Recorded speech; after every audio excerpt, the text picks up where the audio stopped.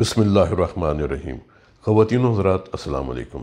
एक साहब मेरे पास आए, उनके दिल के पट्टे कमज़ोर हो गए थे। हार्ट अटैक के बाद उनको लूज़ मोशन आना शुरू हो गए, वॉमिटिंग शुरू हो गई।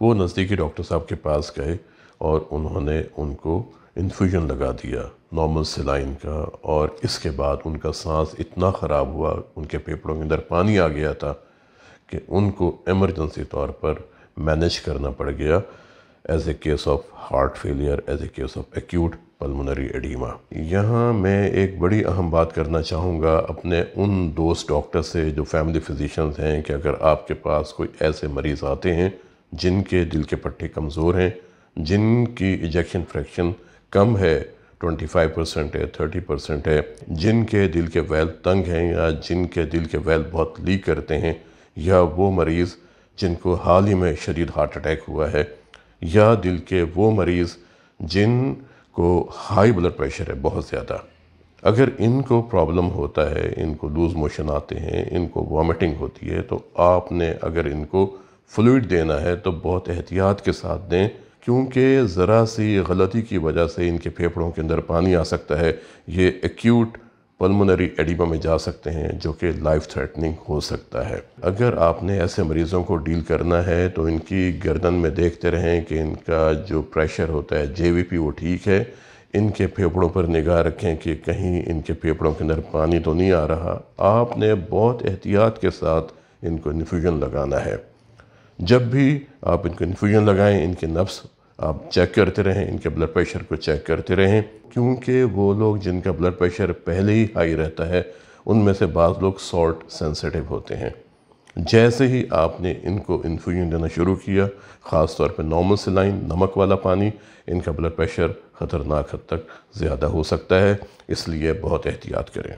मैं यहाँ आप लोगों से भी, आप आवाम से कहना चाहूँगा, हमारे यहाँ एक कल्चर है जहाँ ज़रा सी कमज़ोरी महसूस हुई, हम कहते हैं कि जी हमें ड्रिप लगा दें, ग्लूकोज़ की ड्रिप लगा दें। गांव देहात में ये बड़ी प्रैक्टिस है कि जी मुझसे चला नहीं जा रहा, आप मुझे बस ड्रिप लगा दें, ताकत की ड्रिप लगा दें। ये नहीं लगवानी आप लोगों ने।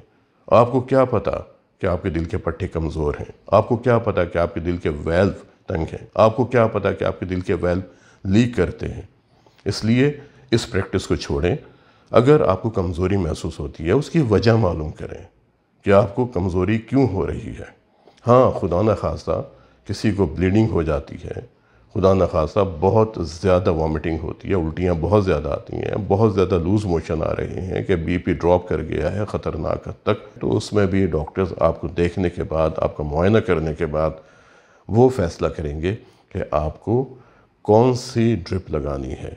लेकिन ख़ुद से फ़ैसला करना कि मुझे ग्लूकोज़ की ड्रिप लगा दें, मुझे कमज़ोरी हो रही है, मेरा ब्लड प्रेशर कम है, याद रखें ब्लड प्रेशर का कम होना आपके लिए नेमत है अल्लाह की।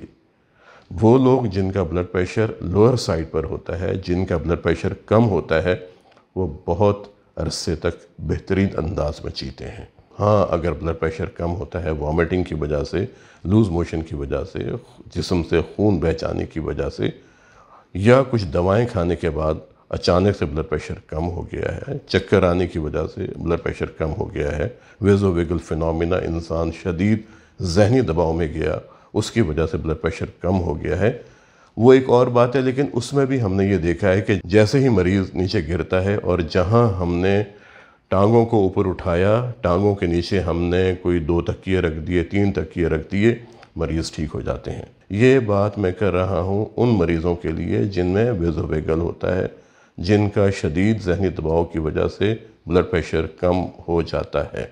लेकिन अगर आप सेहतमंद हैं और आपका ब्लड प्रेशर लोअर साइड पे रहता है 110-70, 100-70, तो ये ख़तरनाक नहीं है, बल्कि ये आपकी सेहत के लिए बहुत अच्छा है। अगर आपको कमज़ोरी महसूस होती है, आप फल खाएं, आप सब्ज़ियां खाएं, आप दाल का सूप पी लें, आप लीमू की सिकंजमीन पी लें, लेकिन सोडा ड्रिंक्स नहीं पीनी, दूध सोडा इससे आपने अवॉइड करना है, ये आपकी सेहत के लिए नुकसानदेह है।